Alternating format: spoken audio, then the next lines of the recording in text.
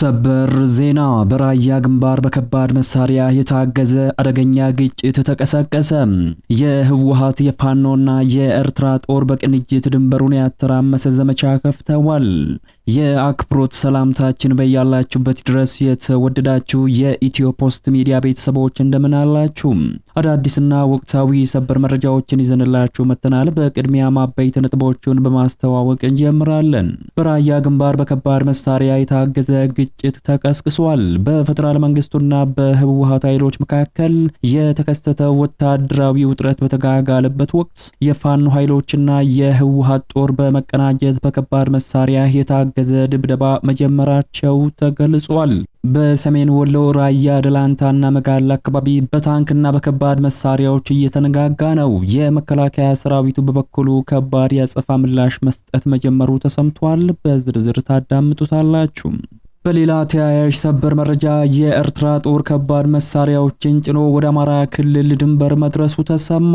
በሰሜን ኢትዮጵያ እጅግ አሳሳቢ የጸጥታ ውጥረት መፈጠሩን የሚያመላክቱ መረጃዎች እየወጡ በሚገኝበት ወቅት ከኤርትራ መነሻ ያደረጉ በርካታ ከባድ መሳሪያዎች በአድግራት በኩል ወደ ራያ አቅጣጫ በስፋት በመጓዝ ላይ ናቸው ተብሏል። በዝርዝር ትሰሙታላችሁ። በሌላ መረጃ የዓለም አቀፍ ተቋማት የፌደራል መንግስቱን አስጠነቀቁ።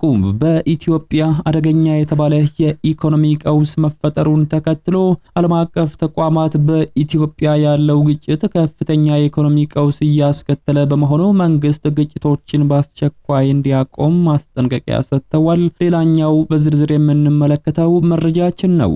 እነዚህንና ሌሎች ያልተሰሙ አዳዲስ መረጃዎች በዘገባችን በዝርዝር ወደ እናንተ ይደርሳሉ። እንደ ሁልጊዜው ቪዲዮ ላይክ እና ሼር በማድረግ ሐሳብ አስተያየቶቻችሁን ደግሞ በኮሜንት ላይ በመጻፍ እስከ ፍጻሜው አብራችሁን ቆዩ። አሁን ወደ ዝርዝሩ እናምራ።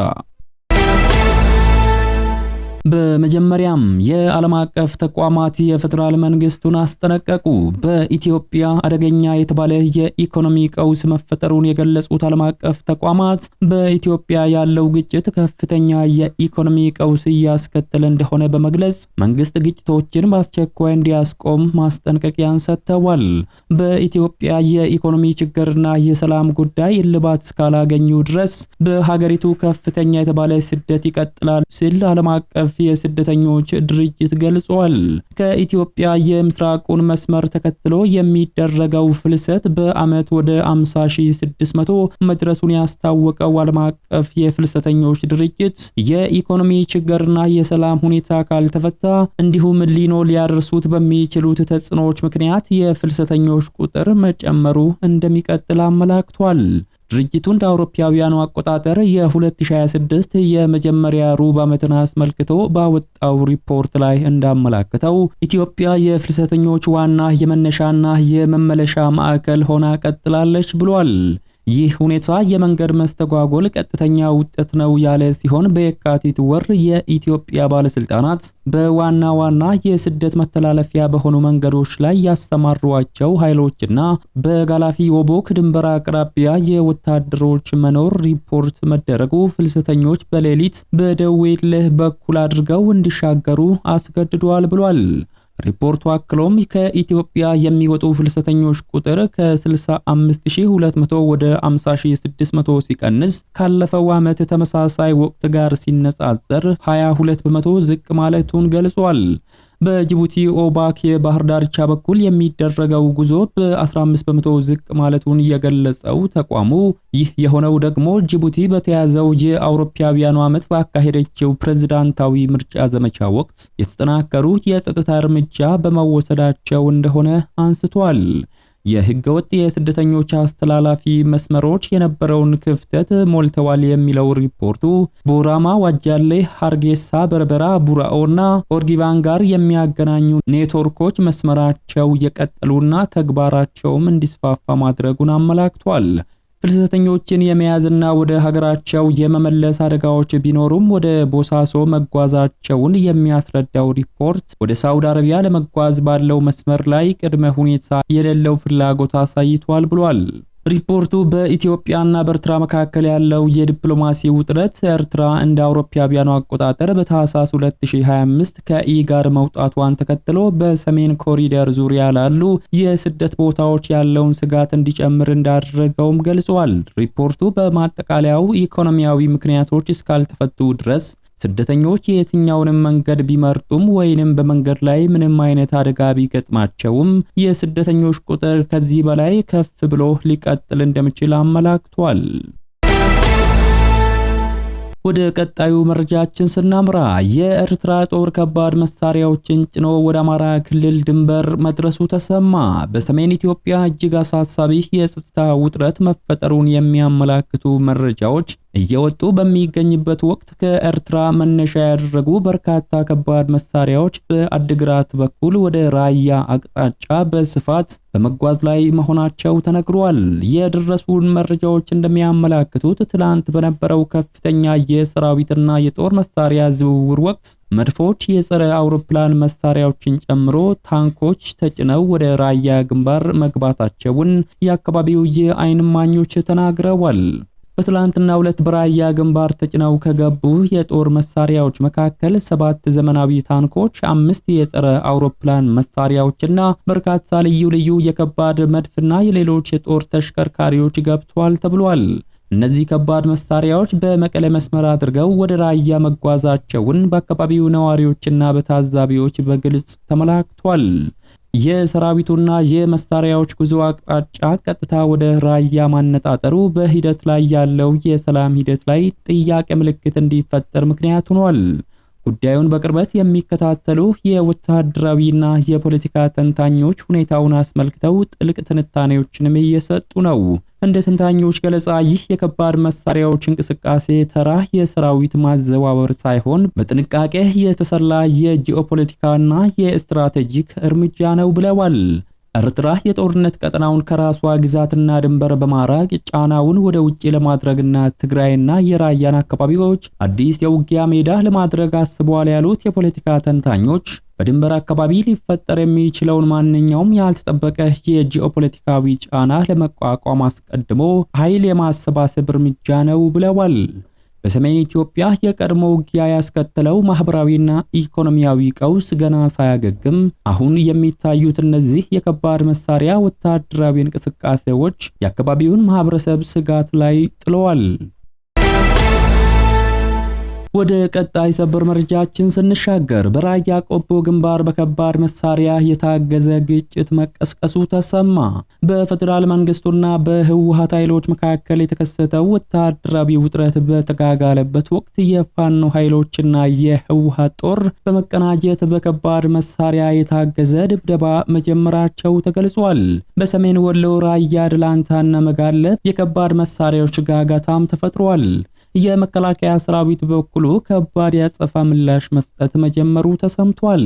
የህወሓት ኃይሎች ድንበር ጥሰው በመግባት ላይ ናቸው። በሰሜን ኢትዮጵያ ክፍል ሰላምና መረጋጋትን ተስፋ አድርገው የነበሩት በሚሊዮን የሚቆጠሩ ህዝቦች ዳግም በከባድ የጦርነት ማዕበል በታንኮች ግርግርና በከፍተኛ የፍርሃት ጥላ ስር መውደቃቸውን የሚያረጋግጥ እጅግ አሳሳቢ መረጃዎች እየወጡ ነው።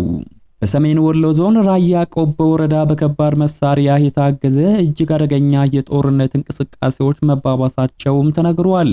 የህወሓት ኃይሎች ድንበር አቋርጠው ወደ አማራና አፋር ክልሎች በጥልቀት እየገቡ መሆናቸውንም ከአካባቢው የወጡ መረጃዎች ያመላክቷል። ዛሬ ቅዳሜ ነሐሴ 9 ቀን 2018 ዓመተ ምህረት ከጠዋቱ 1 ሰዓት ከ30 ደቂቃ ጀምሮ በሰሜን ወሎ ዞን ራያ ቆቦ ወረዳ ጮቢ በር በተባለ ስፍራና በአካባቢው ቀጠናዎች ከፍተኛና በከባድ መሳሪያ የታገዘ ውጊያ በድንገት መፈንዳቱ ተነግሯል።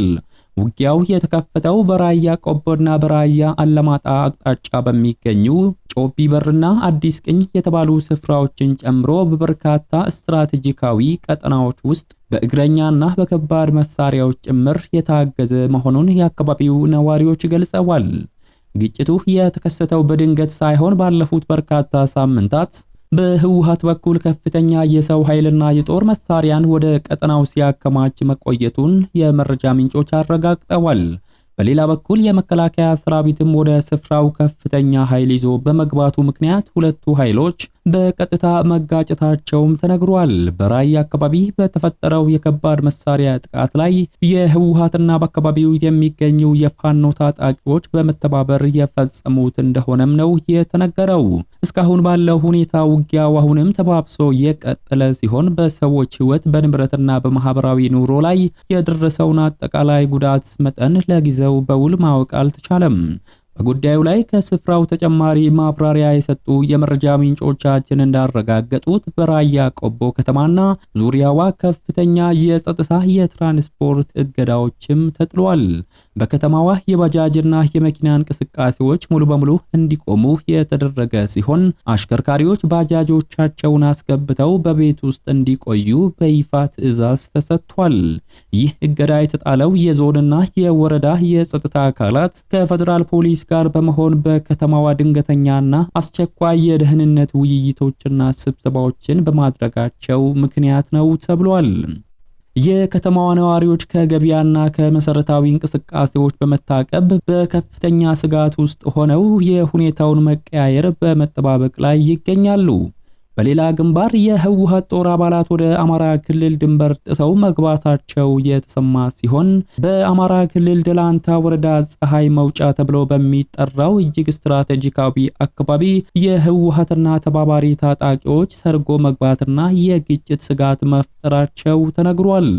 ታጣቂዎቹ ከራያ ቆቦና ከአላማጣ በመነሳት በእግር በአቋራጭ መንገድ በመሄድ በመርሳ በኩል ዞረው ወደ ፀሐይ መውጫ ሰርገው መግባታቸው ተነግሯል።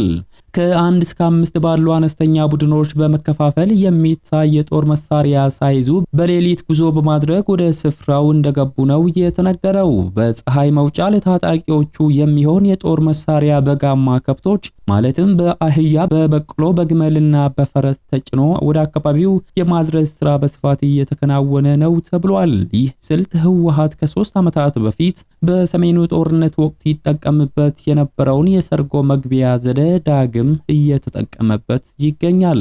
በደላንታው የጦርነት ዝግጅት መሃል ደግሞ ከሰሞኑ በራያ አላማጣ አካባቢ መረዋ በተባለ ትምህርት ቤትና በሌሎች ስፍራዎች ላይ በተፈጸመው ከፍተኛ የድሮን ጥቃት በታጣቂዎች ዘንድ ከፍተኛ መደናገጥ ተፈጥሮ የነበረ ቢሆንም አሁንም ቀሪ የታጣቂ ኃይሎች በፀሐይ መውጫ በመሰብሰብ ላይ ይገኛሉ።